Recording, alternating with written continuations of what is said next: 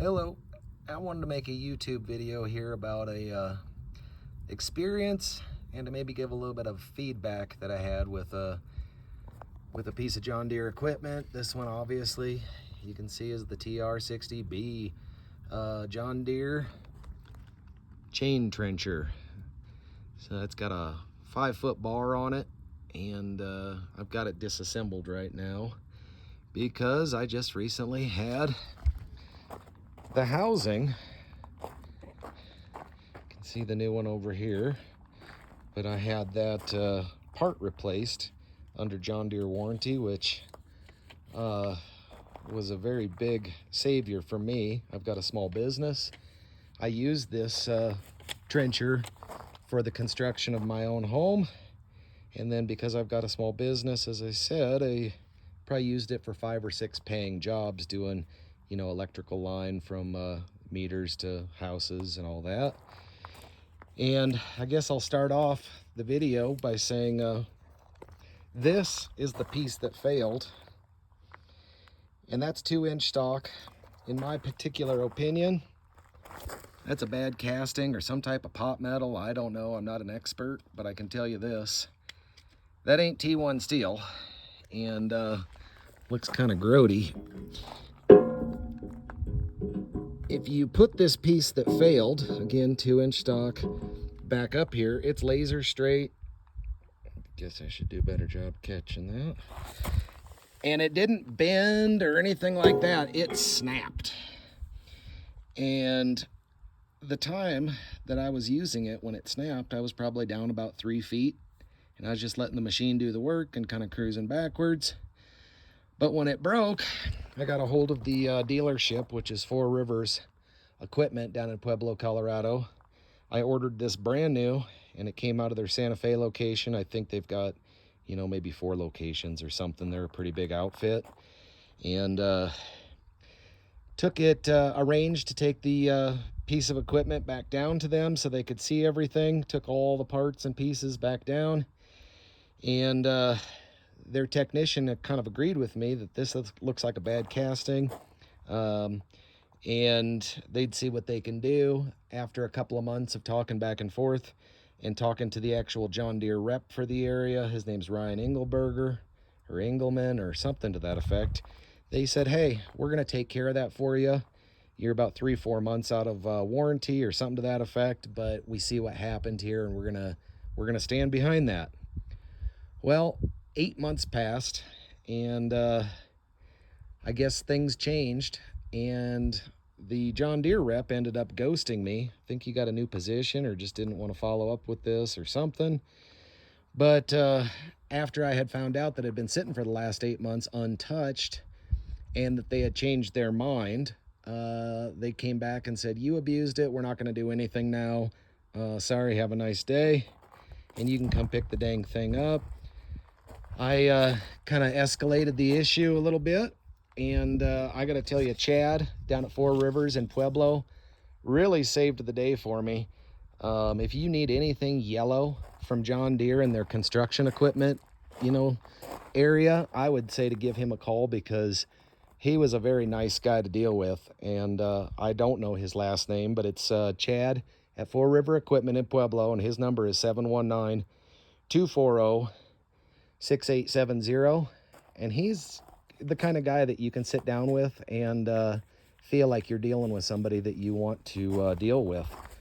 So what I ended up finding out after he brought me, because Chad is the one that really spearheaded getting them to stand behind this and replace the part. He brought me this new housing, and he brought me my old equipment just the way I had taken it to the dealership. And he said, Kurt down at 4 River, who's our service manager, he doesn't want to reassemble it for you or do anything, but at least here's the part. And of course, I don't have stickers or anything like that on my new piece, but I had the new piece because of him, and I'm going to be able to put this thing back to work here soon. But what I ended up finding out in the reassembly process is, if you notice, this sprocket right here is now lined up with the bar. There is a gap right here, and that's where everything should be. But that sprocket was butted up against this auger that takes the dirt out, and you could tell it had been like that for a long time. So in the reassembly process, I put a new keyway in there, and I used red Loctite on these 2 set screws that you can see sticking out. And I feel like that won't move again, but I'm sure going to keep an eye on it. But there's a telltale to this story, and that is this old housing. If you notice center line here, and you can see where the chain had been riding over here, it looks to me like it might have been 3, 4, maybe 5 inches off center. And when Chad very nicely delivered everything back to me, which was quite a drive for him, really got to commend him on that. I told him, I said, you know, I don't think this thing was ever aligned right to begin with. And I'll be darned, that little thought that I had was right because of that sprocket I explained.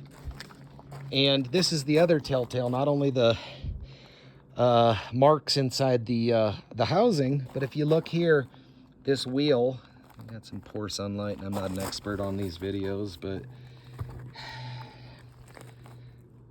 I wish you could see this. Ah, there you go. See how that was digging into that that metal for quite some time. It's probably dug in there a good 3/4 of an inch. Well, probably 1/2 inch.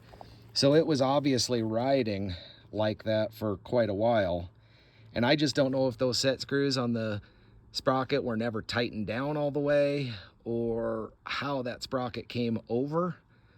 Maybe that's a part of the delivery process that just they didn't go through when it got delivered from one location to another.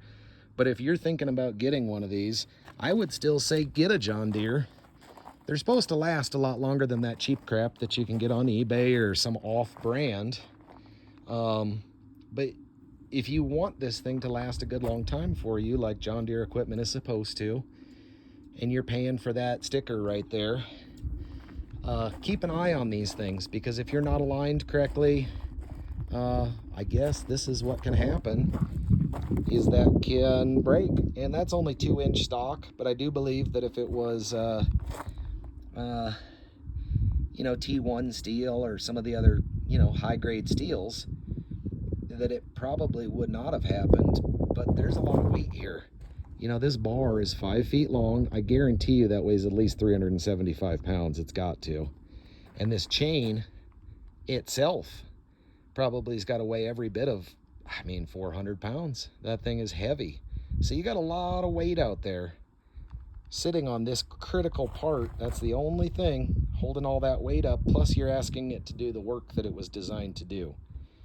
So, you know, as a feedback to John Deere, I would say use the highest quality steel you can in this one part, because that's what holds all that weight. And, you know, if you ever do buy one of these and what happened to me happens to you, don't let them tell you that you abused the piece of equipment without looking at these things first, because that might have been your problem as well.